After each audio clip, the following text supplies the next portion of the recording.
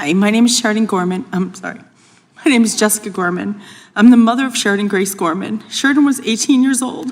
She was a freshman at Loyola University, Chicago. She was beautiful. She was funny, faithful, loving, full of plans to build something with her life.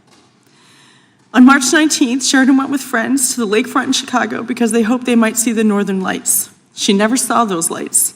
The man accused of murdering my daughter is Jose Medina, an illegal immigrant from Venezuela who should not have even been in this country. And even after committing a crime and having an outstanding warrant, he was left on the streets of Chicago to murder my innocent American child. But this story, it's not about him. This story is about my Sheridan. It's about how failed border policies, sanctuary city laws, and twisted leaders refused to cooperate with ICE. They sent her to her grave. It's about a government and politicians that forgot their first priority. And the question before this committee is painfully simple. When did protecting our American citizens stop being your first priority? And even more important, why did protecting our American citizens stop being your first priority? I want an explanation, I need one, and I deserve one. But first I want you to know who my Sheridan was. I want you to understand what we all lost because of your mismatched priorities.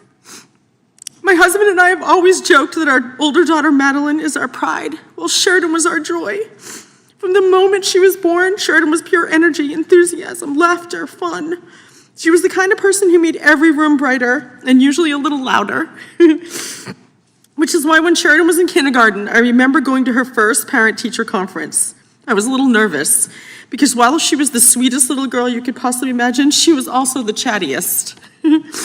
I remember sitting down across from her teacher, bracing myself and asking with bated breath, "So, how's my Sheridan?"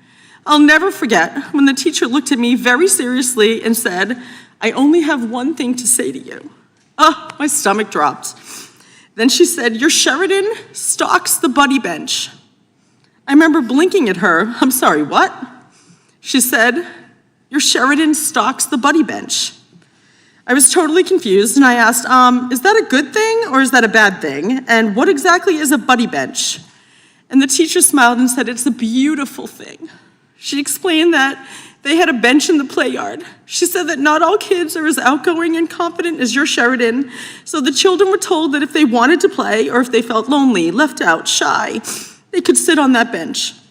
And then the other children were told that if they saw someone sitting there, they should go over, talk to them, ask them to play. And apparently Sheridan, my tiny kindergartner, had appointed herself the guardian of that bench. Every day at recess, instead of heading straight to the swings or joining in a game of kickball, my daughter hung back and hovered by the nearby tree, just watching that bench, just waiting, just in case someone might need her. Kids didn't even have a chance to fully sit down on the bench before Sheridan was rushing over to take them, to take their hand, pull them away. Girls, boys, first graders, kindergartners, it really didn't matter to her. If a child looked lonely, Sheridan went over. If someone had no one to play with, Sheridan was there.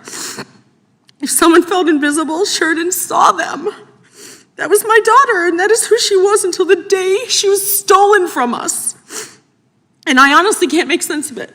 I cannot make peace with it. And in what world does the child who spent her life making sure no one was lonely die terrified and alone on a pier in Chicago? In what world does the girl who saw everyone become invisible to the people in power responsible for protecting her? This cannot be explained away, and it cannot be buried beneath a list of unrelated issues that you all paraded before us. Thanks for telling me without telling me that, you're here, but you don't want to be. This is the fourth time you had angel families. Thanks for telling me you don't care. This cannot be buried under your slogans, your statistics or excuses, and this just can't stand. So today, I bring this back to the buddy bench. I think Congress needs one. Yes. I think every governor, every mayor, every sanctuary city official and politician shifting blame and interest, hiding behind their slogans and talking points should have to all sit on one. And I challenge you all to sit down with me, take my hand, look me in the eye, and then explain to me, because I just don't understand. Explain why people here illegally matter more than your American citizens. Explain why sanctuary policies matter more than my Sheridan's life. Explain why cooperation with ICE was too much to ask for, but asking our American parents to bury our children is somehow acceptable. Ask me. I need you to tell me. I want you to imagine that that little girl on the buddy bench, that innocent college freshman with a heart full of compassion and a head full of dreams that was gunned down by an illegal immigrant, I want you to imagine that was your daughter, not mine. What if she was yours? Would you even hesitate for 1 second to act, to make changes? My Sheridan spent her whole life choosing others. Today, I'm just asking this committee in our Congress and our country to choose her. She was worth protecting. She was worth saving. And she was worth your brave vote.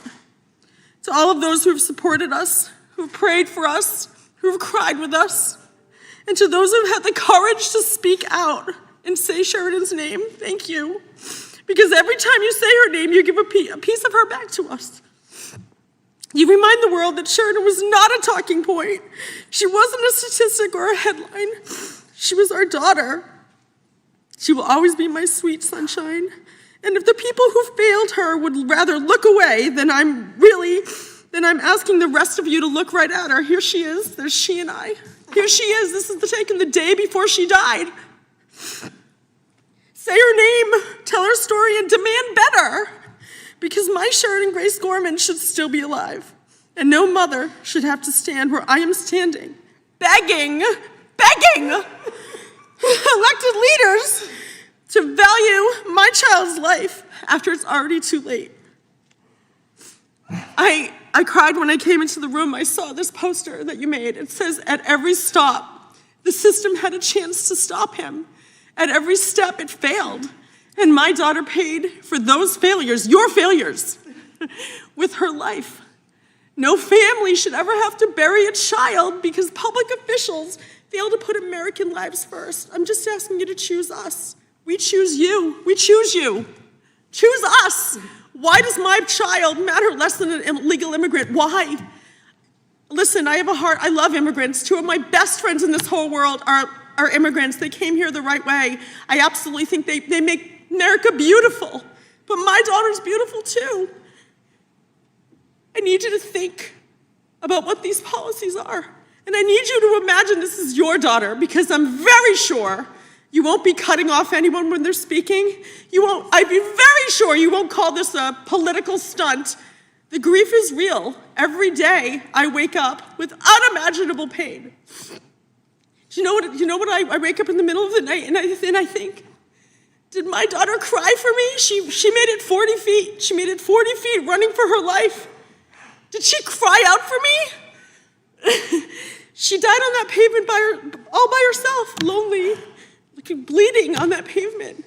And I will never, ever rest. I actually have to say that I am devastated. My husband and I, we're only a couple years away from retirement. I've worked my whole life so hard. All I wanted to do was just enjoy our children. Just wanted to enjoy my Sheridan, my Madeline. And now I'm bitter. I'm bitter because I'm a lover, not a fighter. I'm a lover. I love children. I love pumping people up and making them feel good about themselves. I'm not racist. I'm not xenophobic. We've done everything right, my husband and I. We taught our daughter to be wonderful, beautiful person. Her love was extravagant. And now I'm going to have to spend my last waking moment, I'm going to have to spend fighting against these policies, fighting for people to say her name. So if you have the courage, please come talk to me. Come sit on that bench. I'll buy Congress a bench. Talk to each other. Talk to each other. We shouldn't be screaming across the room. I mean, we also shouldn't say but, because I have to just say, and I understand that you're here for a reason. I don't understand why it's only the Republican side that cares about our American children. And I know that you're a mother. I know that you're a father. I deeply value that. But basically what you just did, what you said was, I'm so sorry for your loss. I have a daughter too. I have a son. I feel your pain. You don't. You don't feel my pain. Because the next words out of your mouth were, but. There's no but. When your child is in a coffin, there's no but. And I need you to understand that. And if you ever want to talk about it, I'm here. I'm going to buy you a bench. You can put that on the record. I'm going to buy Congress a bench. And they can come and sit and hold my hand and look me in the eye and explain to me why illegal immigrants are more important than my daughter. I really want to know because I don't understand. Please, I welcome you. I will listen. I will listen. I care. I care. I just need you to explain it to me because I don't, and I fear I will never understand. Thank you. Thank you for your testimony. I can't imagine how difficult this appearance is for you, and we thank you.